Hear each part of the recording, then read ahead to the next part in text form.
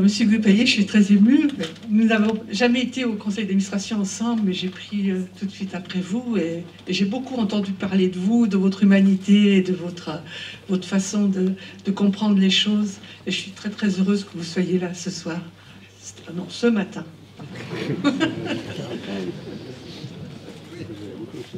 Oui, bonjour à tous. C'est un moment d'émotion. Je remercie l'administrateur d'avoir pensé à ces années passées, puisque ça fait 60 ans. Merci au conseil d'administration de Villars d'avoir su donner la grandeur de la CCA de Villars en vous recevant ici aujourd'hui. 60 ans, je ne vais pas vous les raconter, ça a été quelque chose de passionnant quand on habite Villars-de-Lans, une ACCA comme Villars, un biotope favorable comme Villars, qui était à l'époque de la chasse-cueillette.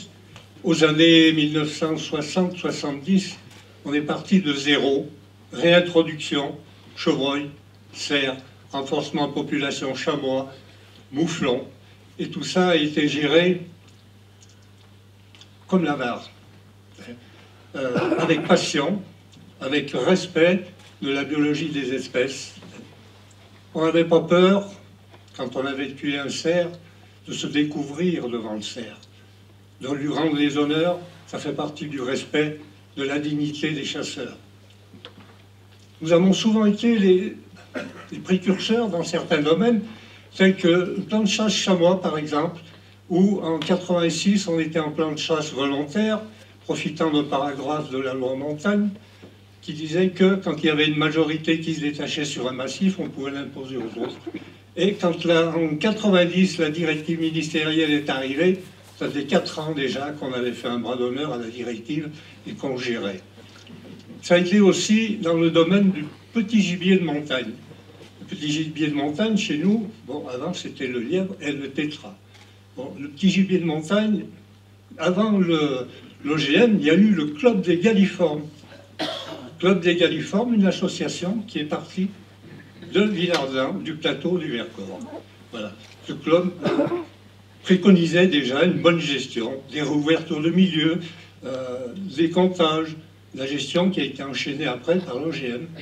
Ce qui nous a valu, de par le biais de la fédération, la CCA de Villars-de-Lans, pour la réouverture des milieux, l'entretien des paysages de montagne, un label européen en 1995. Et puis, on doit remercier tous les présidents qui se sont succédés derrière pour continuer à pérenniser ces travaux qui se sont soldés par des conventions tripartites pour l'exploitation des alpages, pour l'entretien de tous ces travaux. Dans toutes ces réintroductions aussi, il y a eu la marmotte. La marmotte a été réintroduite dans le Vercors, sur Saint-Paul-de-Vars, Claye, Villars-de-Lans. Une trentaine d'espèces ont été lâchées dans les années 70, où les gens du parc du Vercors, bien intentionnés, en tant que, je tairai le mot, ont traité ça de lâcher clandestin. C'est tout à fait faux. C'est vrai qu'on a quelquefois du mal à composer avec ces gens-là. C'est bien dommage. Ça a été pendant 40 ans des années de bonheur. Et tous ces chantiers se sont mis en place grâce au personnel de nos fédérations, grâce aux collègues administrateurs, grâce à nos politiques pour les réouvertures de milieux, ou les mairies qui ont impliqué le conseil départemental, la fédération, où tout le monde travaillait de pair. Ici, dans le Vercors, on est pour le bien vivre ensemble. On n'est pas pour la tyrannie. À une époque, quand j'étais jeune garde particulier, on avait une complicité exemplaire avec nos gardes fédéraux, nos gardes de l'Office national de la chasse. Et aujourd'hui, l'OFB, on a du mal à composer avec ces gens-là. C'est un petit peu dommage. Ça fait partie de notre culture, ça fait partie de nos travaux. Et puis, je ne vais pas être aussi long que notre ami ethnologue, mais il y a tellement de choses à dire.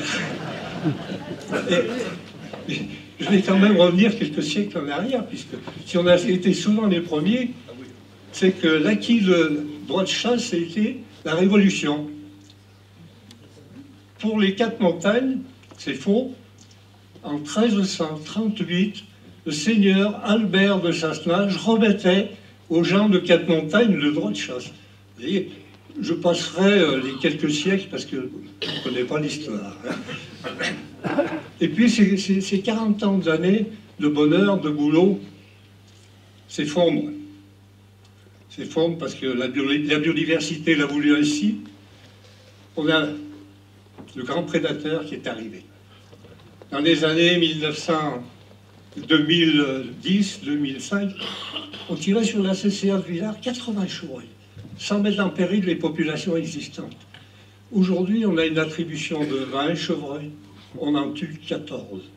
C'est un petit peu dommage de voir s'effondrer comme ça tout notre patrimoine cynégétique, toute notre richesse, tout le travail qui a été fait. On parlait tout à l'heure du cerf avec le petit Jésus dans les cornes et tout. Qui n'a pas entendu parler du cerf du Vercors?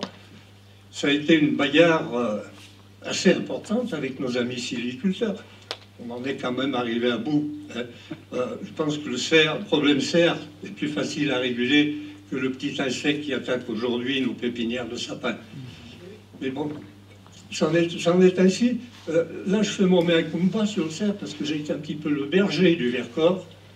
Et pardon si j'ai offensé certains, mais voilà, ça fait partie du travail, ça fait partie de la défense.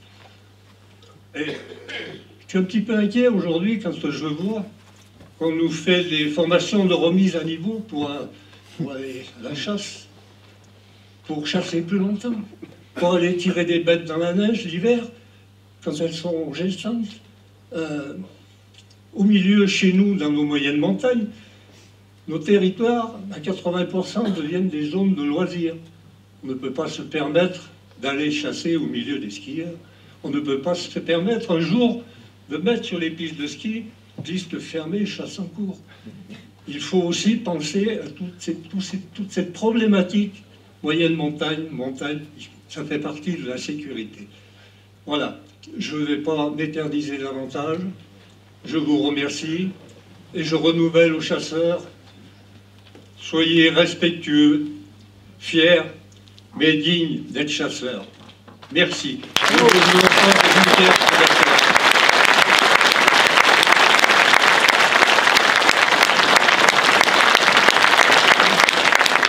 Merci Robert.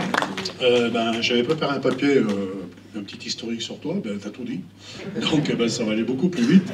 On a réfléchi à te faire un cadeau, on voulait te faire un vol en montgolfière pour visiter le Vercors en altitude, mais après on s'est dit, et si Robert a le vertige?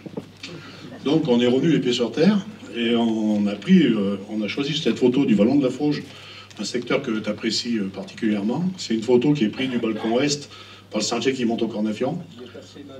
Voilà, mais on est toujours en altitude, moi, pas comme sur une montgolfière, mais voilà quoi. Merci. Voilà Robert, on top ça au nom du CA, de la CCA, de la garderie et de l'administrateur. Merci.